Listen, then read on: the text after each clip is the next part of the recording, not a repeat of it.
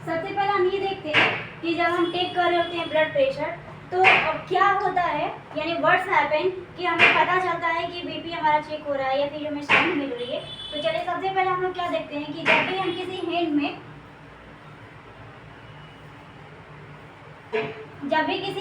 में क्या करते हैं, कफ को टाई करते हैं तो इसमें एयर भर जाने के कारण क्या होता है कि हमारी जो नसी होती है, जो यानी हमारा जो वेसल्स होता है, ब्लड वेसल्स होता है, वो दब जाता है। एयर का प्रेशर पड़ने के कारण, एयर प्रेशर यहाँ पे आप लोग लिख सकते हैं, एयर प्रेशर पड़ने के कारण हमारी नसें दब जाती है और ब्लड का सर्कुलेशन स्लो हो जाता है, यानी कि ब्लड इसमें फ्लो कर रहा होता है। ये इसकी जो पोजीशन होती है ये स्लो हो जाती है और धीरे धीरे करके हम लोग ब्लड को फ्लो करवाते हैं, जिससे हमारी जो ब्लड की जो वेसल्स की बीटिंग होती है, यानी कि जो पल्स की बीटिंग होती है, वो भी हमें सुनाई देती है। इस तरीके से हमारा पता चल पाता है कि जो ब्लड प्रेशर है हम उसको एग्जैक्ट में सुन पा रहे हैं और उसकी साउंड आ रही है। और जब हम ब्लड प्रेशर को टेक कर लिए होते हैं तो लास्ट में हम लोग क्या करते हैं कि इस बार को खोल के सारे ईयर्स को निकाल देते हैं और जो ब्लड हमारा फ्लो कर रहा है वो बहुत ही सही मात्रा में जैसे पहले कर रहा था वैसे फ्लो वो करने लगता है।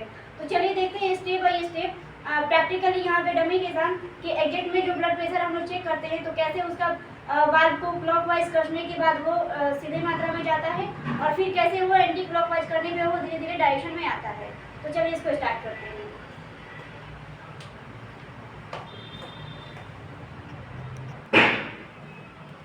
तो चलिए हम यहाँ पर देखते हैं कि ब्लड प्रेशर को हम लोग कैसे टेक करेंगे और कैसे हम चेक कर पाएंगे इसके साउंड को और कैसे वाल्व में क्या क्या होता है। तो सबसे पहले हम लोग स्टार्ट करते हैं।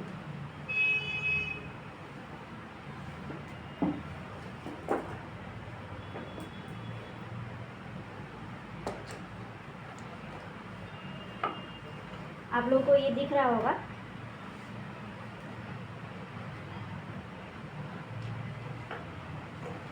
चलिए अब हम एक एक करके सबसे पहले तो हम क्या करेंगे कि पेशेंट को कंफर्टेबल पोजीशन में रखेंगे और जब भी पेशेंट को हम टेक कर रहे होते हैं, ब्लड प्रेशर ले रहे होते हैं, तो 5 मिनट तक पेशेंट को रिलैक्स मोड में कराएंगे और रिलैक्स होने के बाद या तो आप पेशेंट को बैठा सकते हैं या फिर पेशेंट को सुला सकते हैं। तो चलिए यहाँ पे हम पेशेंट को सुलाए हुए हैं। अब हम क्या करेंगे, सबसे पहले इस कफ को हम टाई करेंगे और याद रहे कि जब भी हम कफ को टाई करते हैं तो ये जो हमारी यहाँ पे जो रबर ट्यूब है, ये ट्यूब हमारी आर्टरी के पास होनी चाहिए। और ये हमारी कौन सी आर्टरी होती है, ये हमारी होती है ब्रैकियल आर्टरी, जो हमारे एंटीक्यूबाइटल फोसा में होती है।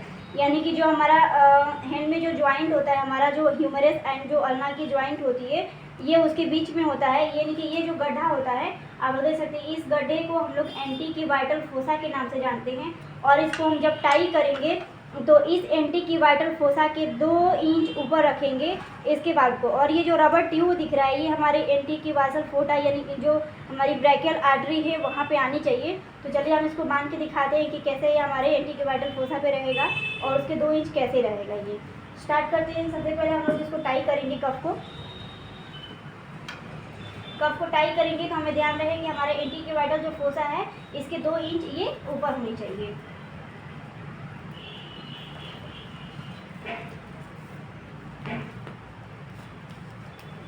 और हमेशा आपको ध्यान रखना है कि ये जो रबर यहाँ पे जो ट्यूब है ये हमारे ब्रैकियल आर्टरी पे होनी चाहिए, जिससे हमें सही ढंग से साउंड पता चलेगा।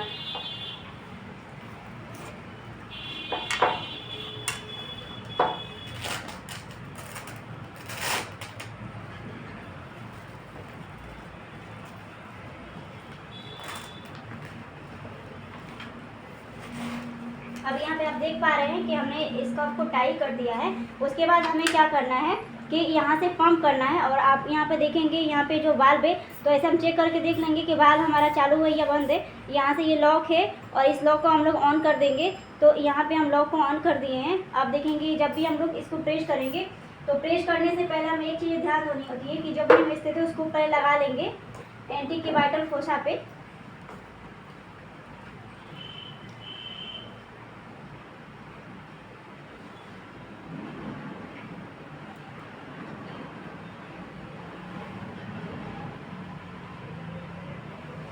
अब हम क्या करेंगे, इसको पंप करेंगे। पंप करने के बाद आप लोग देख सकते हैं इसका वाल्व ओपन नहीं है, तो वाल्व को हम लोग क्या करेंगे, ओपन कर लेंगे, सही ढंग से इसको टाइट कर लेंगे। ये हमारा वाल्व है, तो इसको हम लोग क्या करते हैं, ऊपर की तरफ जब इसको टाइट करेंगे तो ये हमारा क्लॉकवाइज होगा, और जैसे हम नीचे की तरफ इसको करेंगे ये हमारा एंटी क्लॉकवाइज होगा।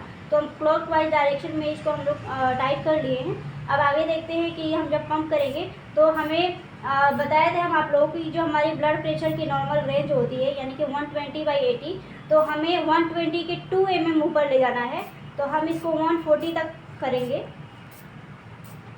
अभी हमारा 140 तक हो गया।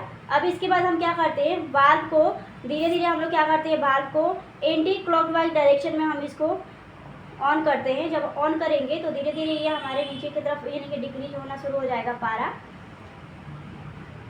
आप लोग देख सकते हैं यहाँ पे पारा हमारा डिक्रीज होना शुरू हो गया है। कुछ टाइम ऐसा होता है कि जैसे कि हमारा ये जो पारा दिख रहा है 100 पे आया, मैं आपको बता देती हूँ। अब देखिए ये 110 पे आया है, तो यहाँ से हमारी जो बीटिंग है, पल्स की बीटिंग है वो स्टार्ट हो गई है। तो 110 हमारा हो जाएगा सिस्टोलिक ब्लड प्रेशर, और कुछ टाइम तक ये धक धक यानी कि जो आवाज़ें आ रही है ये आवाज़ आएगा।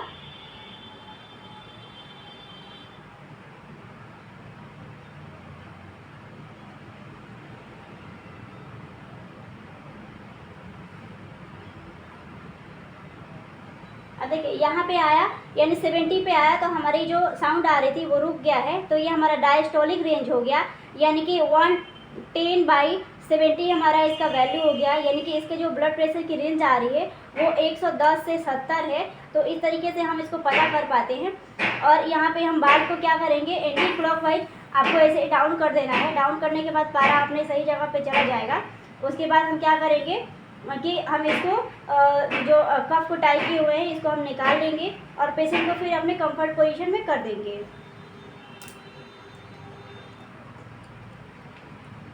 इस तरीके से आप लोग देख पा रहे हैं कि ब्लड प्रेशर इस तरह से हम लोग चेक कर पाएंगे, और जो भी रेंज आएगी हम इसको सही से नोट कर लेंगे। और अगर किसी पेशेंट का अगर रेगुलर वे में आपको चेक करना हो तो रेगुलर वे में चेक करके आपको डे बाई डे नोट करना होगा कि ब्लड प्रेशर आज कितना है और सेकेंड डे कितना आ रहा है, थर्ड डे कितना आ रहा है।